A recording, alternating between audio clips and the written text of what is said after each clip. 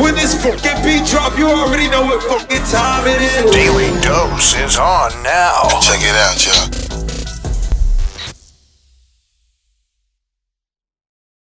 It's Power 106, your boy Teddy Mora, and of course the legendary DJ Carisma. We in here. And it is an honor and a privilege to speak to these next two queens. Queens, baby. Let's put some respect on their name. The new movie is called If Not Now, When? And we have the honor of sitting down with Meagan Good and Tamara Bass, the directors/actresses of the movie. Good morning, ladies. Good morning. Good morning. Good morning. And of course, I got to start by saying Happy New Year to both of you.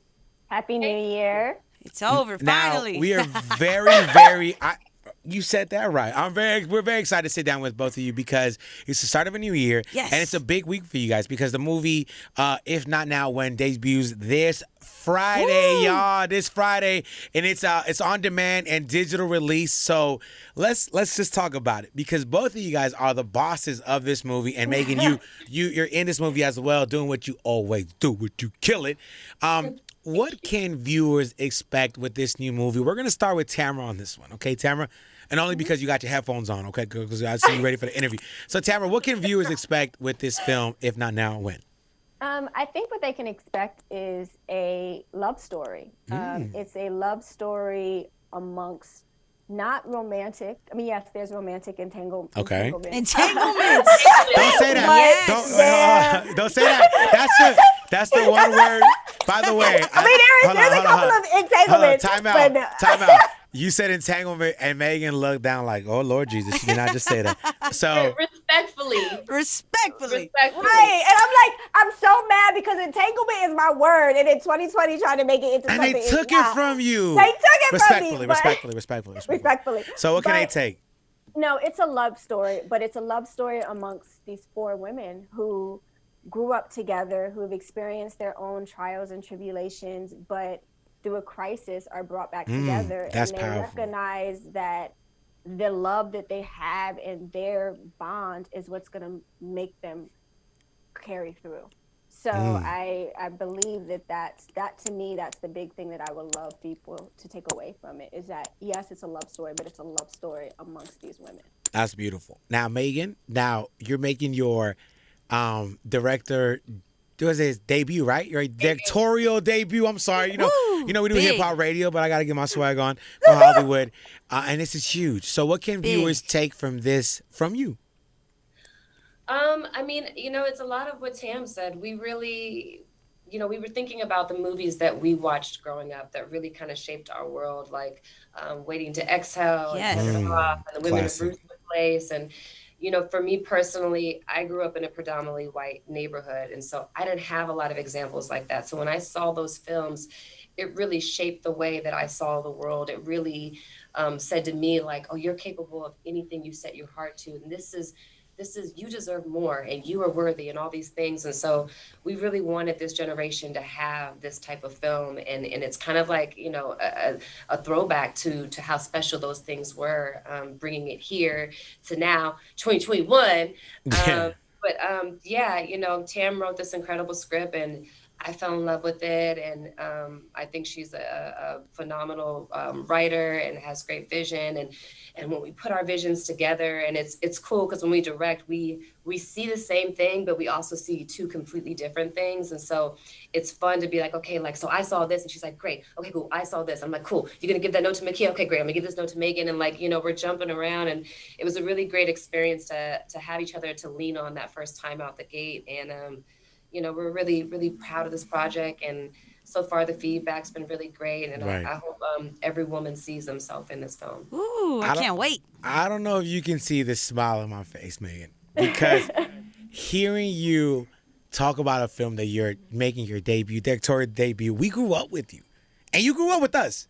And it's so important. And you said something right now that a lot of people outside looking in, because I'm Latino, that you don't hear a lot. You said growing up in a predominantly white neighborhood, there were certain films that you gravitated towards to learn these experiences. A lot of people aren't that transparent as you are, so I applaud you for that. What films are essential, other than If Not Now, When, right?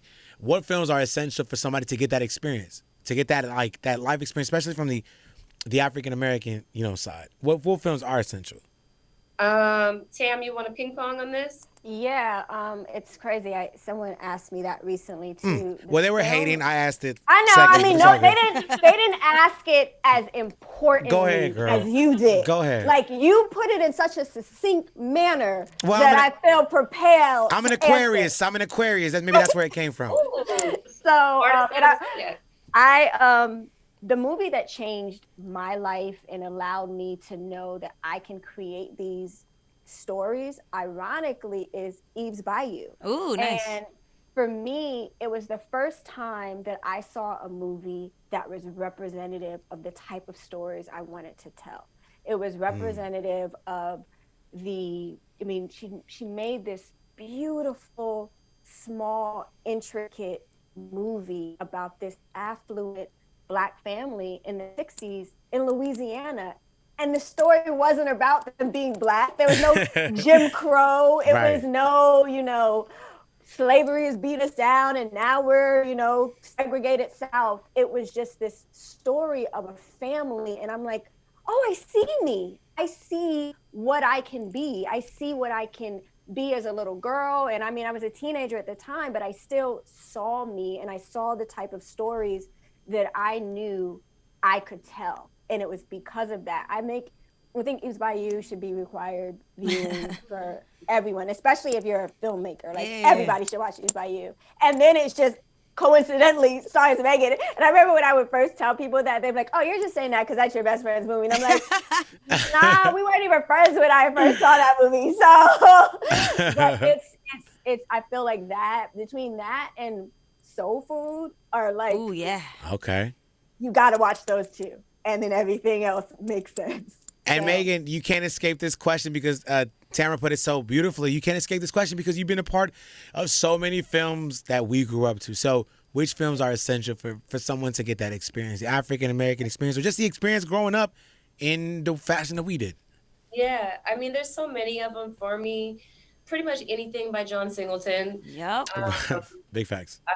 I think that showed our experience in such a loud, unapologetic, amazing, authentic way. And then, for me, it was Eve's Bayou was one of them as well, for the same reason that Tamara says, is that I had never quite seen that type of movie where it wasn't something that said like, oh, yeah, this is a Black affluent family. Like, yes, it's a Black affluent family, but that really was not what the story was about. And then Waiting to Exhale, I had never seen such like powerful women like exploring themselves and being so transparent and honest, like with their shortcomings and the things that they were dealing with. And, and then also there's a lot of movies like What's Love Got to Do with It? And Beats, I love it. Yes. There's just too many to say. There's so much great films out there, but I think again that's what we want to do, is we want to continue to create those films that they aren't just comedies and they aren't just what you culturally expect of us. They are these films that kind of came out of the woodworks, and it's like, here's the experience, like it's like Boomerang, and it's not necessarily about us being Black. We just are. I'm so glad you said that.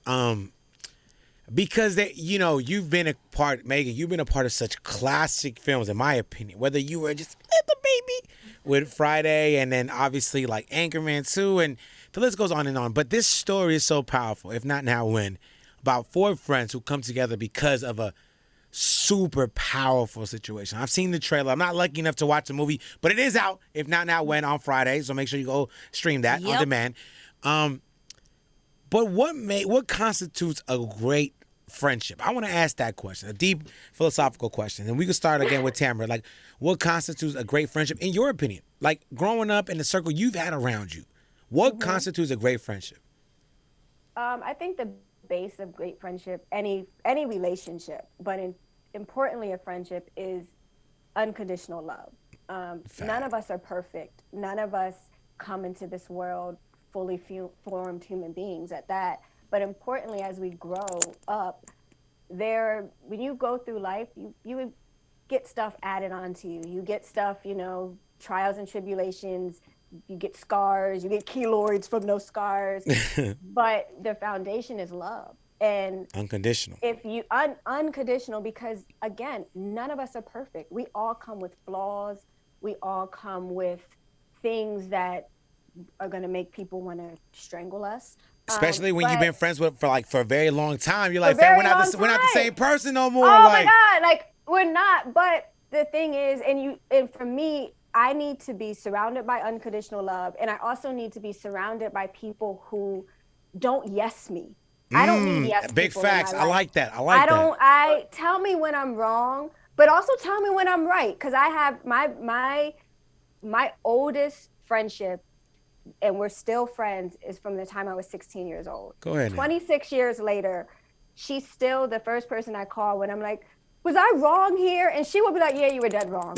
you were wrong. Big facts. You were wrong. No filter. Go fix that. None. But that's what the basis of a quality relationship is. It's someone that I know at the end of the day, you want me to be the best version of me. You're not going to settle for me being less than what I can be. But then if I'm struggling, it's not an opportunity for you to beat me down. It's not an opportunity for you to tell me all of the things that you think are wrong with me.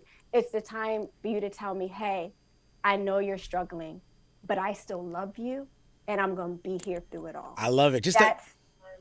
That's what friends are. Just the way you paint that, I can already imagine the relationship, the bonds that the ladies have in this movie. Meagan, so now you only get one, because I know we're short on time, but you could only say one trait that, in your opinion, makes a great friend. Like, which one would you say? It's crazy because before she said unconditional love, that was the first one that came to my mind. And then, somebody asked me the other day,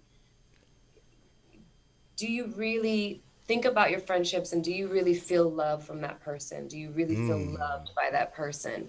And can you go back into moments in your life and say, that person really loves me because I felt it and I feel it here? And I'm learning to ask myself that more, as I get older. It's like, I'm an unconditional loving type person. I love people to a fault, to the point of where I let myself get into not the greatest situations. But now learning, if that love is truly reciprocated, then it's worth whatever you go through. But I think just having perspective on, I think love, I think real friendship has to be equal on both sides in terms of how you love the person. That's right. You can't give too much if that person's not giving it enough. I love that you said that. Yeah, I think it's important. I think it's something that we don't always explore, but as I'm getting older, that's becoming more and more important to me. I love it. Listen, the new film is called If Not Now, When. It is out this Friday. Make sure you set your 2021 off right by checking that on demand. You stream that. Meagan, I ain't going to let you go without asking them tough questions. Okay? Because, on radio, we like to ask like this or that. So you've been a part of some legendary films. Some of those films have to do with, just dance films. You've been in You Got Served, and you've been in Stomp the Yard. If you had to say which is a better movie, Stomp the Yard or You Got Served, and don't go with the one you've had a bigger role in. That's not fair. Just honest God fan. And look at the camera, Meg. Don't do this to me. Stomp the Yard, doing it, like, or you did it for Lil Saint, You Got Served. Which one is it? Crumpet in there. See, the thing is, what I'm saying? Don't do that. You're already about to lie. I can tell in your eye. You're about to lie. I'm not gonna. First of all, I don't lie. I just keep it to myself. She don't lie. But I'm not gonna answer that because there's fans of both films. And I don't want people like, you know what I'm saying? I mean, I do have one that I think for me was more my favorite because I think there was more substance to it. Oh, okay. So it is. But when you're dealing with a film that's really like film, it's really about it's all encompassing, of just like what comes with the film. I'm talking in circles now. So the point is, and you said big words that I can't spell, like encompass. No, okay. How about this? I'll ask a politically correct question. What movie do fans approach you the most about? You Got Served or Stomp the Yard? You Got Served, actually. Ladies and gentlemen, you heard it here first. Meagan Good prefers You Got Served over Stomp the Yard. Meagan Good does it for Lil Saint one time in the rain. I just listen. Honestly, like honest to God, the movie is out this Friday, and I'm so excited. I always say this. As a Latino, I applaud when I see films that are, and I hate saying like black films, obviously, because this is a great film regardless. But I applaud and I envy the fact that these great movies are being made. So, and I know you guys take great pride in that, being strong, beautiful black queens in this Being film getting made. directors. And just Come on being with it. directors, that is the biggest flex. That's right, so, girl. when we leave, right, we leave this interview and we want to talk to the viewers out there.